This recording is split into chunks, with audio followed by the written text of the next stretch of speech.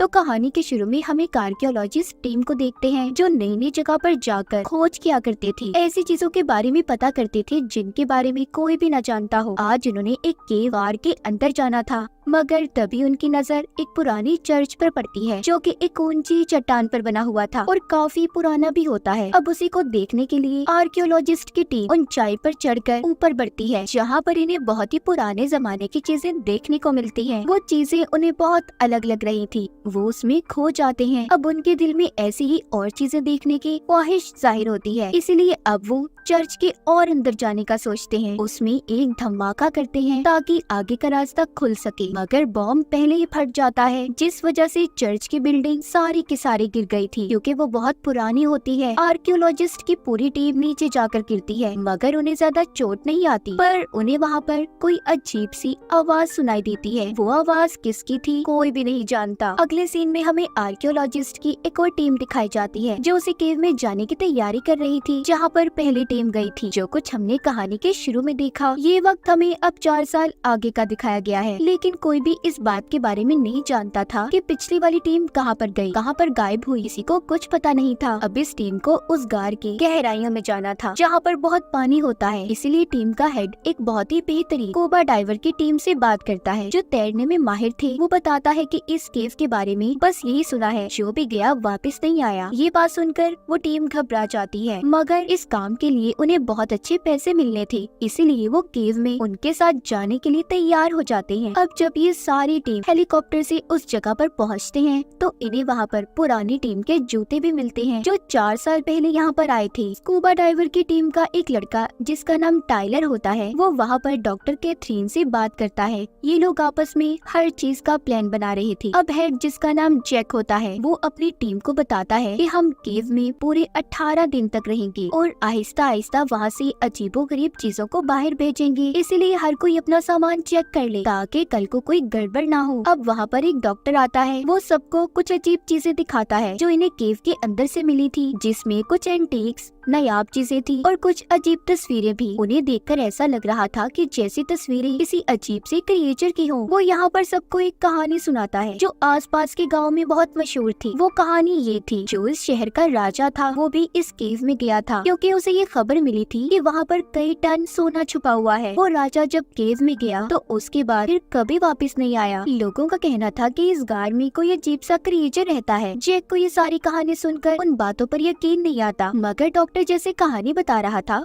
उसकी बातों से तो यही लग रहा था कि इनमें कुछ तो सच्चाई जरूर है, इसीलिए इन्हें संभल कर रहना है। अब अगले दिन सारी टीम एक एक करके केव गार में नीचे उतरती है। हम केव का नजारा देखते हैं जो बहुत बड़ी थी और खौफनाक किस्म की। उस केव में नुकीली चट्टानी थी और बीच में पानी जिसमें गहराई बहुत ज्यादा थी। यहाँ पर पहुंचकर जैक सबसे पहले अपनी टीम में से एक साथी को नीचे पानी में भेजता है। जब वो तैरकर नीचे जाता है तो पहले तो उसे पानी में कोई चीज नहीं मिलती, लेकिन थोड़ा सा आगे जाने पर उसे सूखी जगह नजर आती है। वो वहाँ पर रुककर अब अपनी टीम से बात करता है। जैक की टीम अपने साथी को मॉनिटर स्क्रीन पर देख रही थी, तभी उनके साथी के पास किसी अजीब सी किस्म का जानवर आता है जिसके साथ वो खेलने लगा था क्योंकि वो काफी नरम था। ये सब कुछ जैक की टीम के लोग भी देख रहे थे, इसीलिए अब वो अपने साथी को पानी की गहराई में थोड़ा और अंदर जाने का कहते हैं। जब जैक का साथी पानी की गहराइयों में थोड़ा और अंदर जाता है तो उसे कुछ हलचल महसूस होती है। इस बारे में वो अपनी टीम को भी बताता है, पर अचानक से जैक का साथी डर गया था, उसकी लाइन भी कट जाती है। जैक की टीम अब अपने साथी को नहीं देख पा रहे थे। सभी टीम मेंबर्स डर गए थे और सोचते हैं कि आखिर अचानक से हुआ क्या। इसीलिए अब सब कहते हैं कि हमें एक साथ पानी की गहराई में नीचे जाना चाहिए, मगर जैक कहता है नहीं, अभी नहीं। अब वो अपने दूसरे साथी को जाने का बोलता है ताकि वो जाकर अपने पहले साथी के बारे में पता कर सके। टाइलर जो कि जैक का भाई था, जिसको हमने कहानी के शुरू में भी देखा, वो फिर से जैक से कहता है कि हमें सबको मिलकर जाना चाहिए, पता करने के अंदर क्या हो रहा है, आखिर क्या खतरा है। इसलिए जैक टाइलर की बात को मान लेता है। अब ये आधे लोग पानी की गहराई में जाते हैं। बीच में जो इन्हें नायाब चीजें नजर आ रही थी उनके साथ साथ तस्वीरें भी ले रहे थे और जो कुछ अनमोल चीजें इन्हें मिलती हैं उन्हें अपने पास भी रख लेते हैं। थोड़ी देर बाद ये उस जगह पर पहुंच जाते हैं जहाँ पर आखिरी बार इन्होंने अपने साथी को देखा था। वहाँ पर उन्हें अपने साथी का सामान तो मिलता है, पर वो गायब था। सब कुछ देखकर ऐसा लग रहा था कि जैसे वो खुद अपने सामान को छोड़कर अपनी मर्जी से गया हो। वहाँ पर इन्हें कुछ और पुराना सामान भी मिलता है जो कि किसी पुरानी आर्कियोलॉजिस्ट टीम का था। तभी जैक की टीम के एक साथी को साइड पर अजीब सा मरा हुआ जानवर मिलता है, जिसे जब वो देखने जाता है तो डर गया था और चिल्लाता है। अब वहाँ पर उसकी चीखों की आवाज को सुनकर जितने भी और जानवर थे सब ने उस पर हमला कर दिया था। वो उसे खींचकर पानी के अंदर ले जाते हैं, जहाँ पर एक बहुत बड़ा क्रिएचर जैक के साथी के टैंक पर हमला करता है। उसका टैंक फट जाता है, जिसकी आवाज को सुनकर टाइलर जब उसे बचाने भागता है, मगर तब तक देर हो गई थी। वो बड़ा क्रिएचर उसे खींचकर अपने साथ ले गया था, जो कि एक तंग गार्ड था जो पानी में काफी गहराई में था, जिसके अंदर इंसान का जाना तो मुमकिन नहीं था क्योंकि वो बहुत ज्यादा छोटी जगह थी। अब टाइलर वापस आकर इस बारे में अपनी टीम को बताता है तो सब सुनकर हैरान हो गए थे। कहते हैं कि नामुमकिन सी बात है ये केव जमीन के बहुत नीचे है और फिर उससे भी ज्यादा गहराई में किसी जानवर का पल पाना बहुत मुश्किल है। इसके बाद जैक की टीम दोबारा से अपने साथी को ढूंढने का कहते हैं, मगर अब वो रास्ता भी बंद हो चुका था जहाँ से ये पहले गए थे, क्योंकि टैंक के फटने की वजह से पत्थर नीचे आकर गिरे, जिससे रास्ता बंद हो गया। मतलब के दो साथी इनके लापता हो चुके थे। ये दोबारा से अब अपने बेस पर आ जाते हैं, उसी ठिकाने पर जहाँ पर ये केव में ठहरे हुए थे। जैक अपनी पूरी टीम से कहता है कि हमारे पास यहाँ रहने के लिए सिर्फ 18 दिनों का सामान मौजूद है, इससे पहले हमें यहाँ से निकलना होगा। जैक का साथी कहता है अब हम पुराने रास्ते से तो वापस नहीं जा सकते, क्योंकि ऐसा लगता है उधर कोई खतरनाक जानवर है जिसने हमारे साथियों पर भी हमला किया है। क्या पता उसी ने पुराने आर्कियोलॉजिस्ट की टीम को भी मारा हो। जैक अपने साथी से कहता है क्या हो गया है, तुम शांत रहो। वो अब डॉक्टर से भी इस बारे में बात करता है, जिस पर डॉक्टर कहता है कि ये बात मुश्किल है, मैंने कभी ना तो इतने बड़े क्रिएचर को देखा और ना उनके बारे में सुना है। अब जैक अपने साथी को लेकर रास्ता ढूंढने निकल जाता है। उधर टाइलर की अपने एक साथी के साथ लड़ाई हो गई थी। वो साथी टाइलर को इसलिए मार रहा था क्योंकि उसका कहना था कि हमारा साथी तुम्हारी वजह से मरा, अगर तुम्हें आवाज आई थी तो जाकर तुम उसे बचा भी सकते थे, पर तुमने जानबूझकर ऐसा कुछ नहीं किया। अब तभी उनकी टीम की एक लड़की आकर उन्हें लड़ाई से रोक लेती है। डॉक्टर उधर उस मरे हुए जानवर के बारे में टेस्ट करता है, वो उसे माइक्रोस्कोप पर देखते हैं। दूसरी तरफ जैक जो कि रास्ता ढूंढने निकला हुआ था, उस पर भी एक जानवर ने हमला कर दिया था, जिससे जैसे तैसे करके जैक बच जाता है और जल्दी से वापस अपनी टीम के पास आता है। उसकी कमर पर उस जानवर के नाखूनों के निशान थे। उसका एक टेंटिकल जैक के साथ ही आ गया था। टीम के लोग जैक से उसे अलग करते हैं और अब ये मिलकर उस टेंटिकल पर टेस्ट करते हैं। इनकी टीम में जो डॉक्टर कैथरीन थी वो बताती है कि किसी किस्म का पैरासाइट है, जमीन में रहने वाला कीड़ा। इनका काम मरे हुए इंसानों को खाने का है। इनके सूंघने और सुनने की ताकत बहुत तेज होती है, मगर ये इतना बड़ा कैसे हो सकता है, अजीब बात है। डॉक्टर कहते हैं कि हो सकता है यहाँ पर ये कई अरसे से पल रहे हों और ये केव कितनी पुरानी है किसी को भी इस बारे में नहीं पता। सब सुनकर जैक कहता है हमें जल्दी ही यहाँ से निकलना चाहिए, मगर उसके साथी उसे अभी रुकने का कहती है, क्योंकि उस जानवर के नाखून लगने की वजह से उसकी कमर से खून निकल रहा था। डॉक्टर भी उसे मना करते हैं, मगर वो नहीं मानता और सबको अपने साथ लेकर एक दूसरे रास्ते की खोज में निकल जाता है, जहाँ से बाहर जाया जा सके। अब सभी एक साथ आगे बढ़ रहे थे कि तभी रास्ते में जाते हुए इन्हें पुरानी आर्कियोलॉजिस्ट की टीम की हड्डियां मिलती हैं, जिनमें उसी जानवर के दांतों के निशान थे जिसने जैक को भी काटा था। सारी टीम जैक की बात को मानकर आगे बढ़ रही थी, मगर अब जैक की चोट बढ़ने लगती है। जब ये सब एक चट्टान पर चढ़ रहे थे तो जैक का साथी कहता है कि मुझे लगता है हम गलत रास्ते पर चल रहे हैं, क्योंकि मुझे कोई पानी की आवाज नहीं आ रही। मगर जैक कहता है तुम चलते रहो, मुझे आ रही है। थोड़ा ऊपर पहुँचने पर इन्हें पानी मिल जाता है। जैक अब उसके अंदर फ्लेयर गन को डालकर देखता है कि पानी कितना गहरा है। उसे पता चलता है कि पानी नीचे बह रहा है। वो अपने साथियों से कहता है कि कुछ देर हम यहाँ पर आराम करेंगे, जिसके बाद हम इस पानी में उतरेंगे। तभी यहाँ पर उसके एक साथी से लड़ाई हो जाती है, क्योंकि वो इस मुसीबत की घड़ी में भी हर चीज को रिकॉर्ड कर रहा था। अब सब आराम करने बैठ जाते हैं। जैक को अजीब से दूरी पड़ रही थी। उसके साथी उसके बारे में दूर बैठे बात करते हैं, कहते हैं कि अब हमें जैक की फिक्र हो रही है, उसे कभी भी इतना गुस्सा नहीं आया था। उधर दूर बैठा जैक अपने सभी साथियों की बातों को सुन पा रहा था। ऐसा इसलिए था क्योंकि उसके जिस्म में बदलाव पैदा हो रहे थे। उस जानवर के काटने की वजह से उसकी सूंघने और सुनने की ताकत भी तेज हो गई थी। क्या जैक भी वैसा ही जानवर बनने वाला था या कुछ और? अब खैर ये आराम करने के बाद निकल पड़ते हैं। आगे वाटरफॉल झरना था। जैक सबसे कहता है कि हमें इस झरने को पार करना है। कैथरीन कहती है नहीं जैक, मुझे ये रास्ता गलत लग रहा है, मगर जैक उसकी बात को नहीं मानता और सबको अपने पीछे आने का कहता है। जब सभी कूद रहे थे तो तभी कैथरीन का पाँव किसी चीज ने पकड़ लिया था, मगर थोड़ी देर बाद छोड़ देता है। कैथरीन भी जल्दी से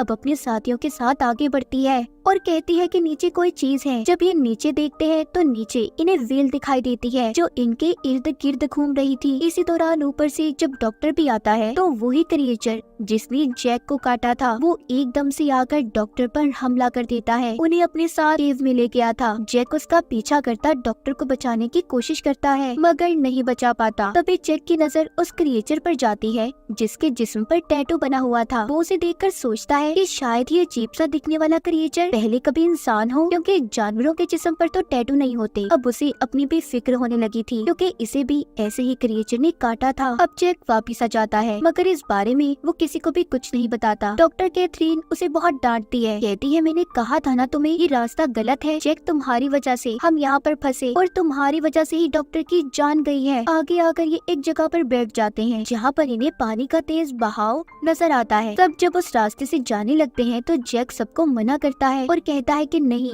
हम चट्टान के ऊपर चढ़ेंगे और फिर वहाँ से दूसरी तरफ जाएंगे। कैथरीन सुनकर टाइलर से कहती है कि जैक अपने होश खो चुका है, वो नहीं जानता कि वो क्या कर रहा है, इसलिए हम में से किसी को टीम को लीड करना होगा। मगर टाइलर उसकी बात को अनसुना कर देता है और आगे बढ़ जाता है। अब आधे लोग कैथरीन की बात को मानने को तैयार थे जबकि आधे जैक के साथ जाने के लिए तैयार हो जाते हैं। एक लड़की जैक के साथ ही जब चट्टान पर चढ़ना शुरू होती है तो ऊपर वही बहुत बड़ा खूनख्वार क्रिएचर आ जाता है जिसे देखकर वो लड़की डर गई थी और नीचे गिर जाती है। पर क्रिएचर आकर उसे पकड़ लेता है और उससे चिपक गया था। अब उस लड़की के पास कोई और रास्ता नहीं था, इसीलिए वो अपने सिलेंडर को ब्लास्ट कर देती है जिससे उसकी भी मौत हो गई थी। जैक उसकी लाश को उठा कर लाता है। सब बहुत ज्यादा दुखी थे क्योंकि एक एक करके ये अपने साथियों को अपनी आंखों के सामने मरता देख रहे थे। जैक के जिस्म में भी बदलाव होना शुरू हो जाते हैं। कैथरीन और जैक की अब बहस हो जाती है जिस वजह से इनके दो ग्रुप्स बन गए थे। जैक, टाइलर और इनका एक साथी एक ग्रुप में थी जबकि कैथरीन के साथ उसकी बाकी की टीम के लोग थे। जैक अपनी टीम को चट्टानों के ऊपर से ले जा रहा था। वो लोग एक ऐसी जगह पर पहुंच जाते हैं जहां पर हजारों की तादाद में कंकाल ढांचे पड़े थे। ये वही जगह थी जहां पर राजा अपनी फौज के साथ सोना लेने आया था मगर वो भी इस क्रिएचर से बच नहीं पाया और मारा गया, जिसके बाद इस केव को बंद कर दिया गया।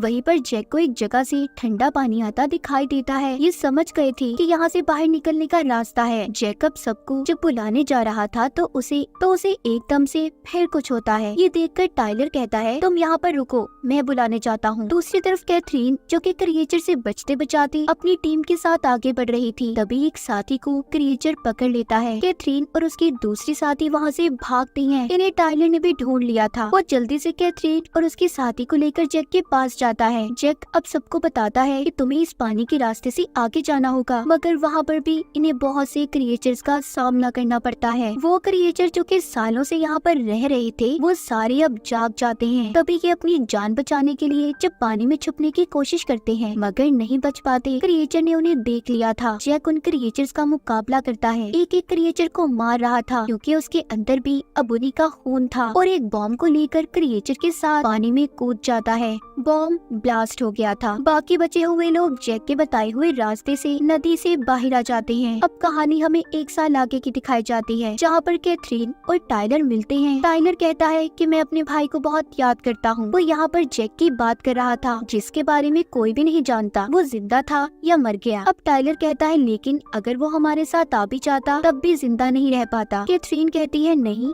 ऐसा नहीं है, वो यहाँ पर भी जिंदा रह सकता था। ये बोलकर कैथरीन उसे मिलती है और यहाँ से जाने लगती है। इसी दौरान टाइलर उसकी आंखों को देखता है जो बिल्कुल जैक जैसी लग रही थी जब वो इन्फेक्टेड हुआ था, मतलब कि कैथरीन भी इन्फेक्टेड थी। जब केव में किसी ने कैथरीन का पाँव पकड़ा था तो तभी ये इन्फेक्टेड हुई होगी। अब वो क्रिएचर कैथरीन की वजह से और भी बढ़ेंगे, मतलब कि केव से भी बाहर वो जिंदा रह सकते हैं। टाइलर उसे ढूंढने लगता है मगर वो अब जा चुकी थी। क्या पता कैथरीन ने इन क्रिएचर्स की फौज बना ली हो, कोई कुछ नहीं जानता था। और इसी के साथ इस फिल्म की कहानी भी यहीं पर खत्म हो जाती है।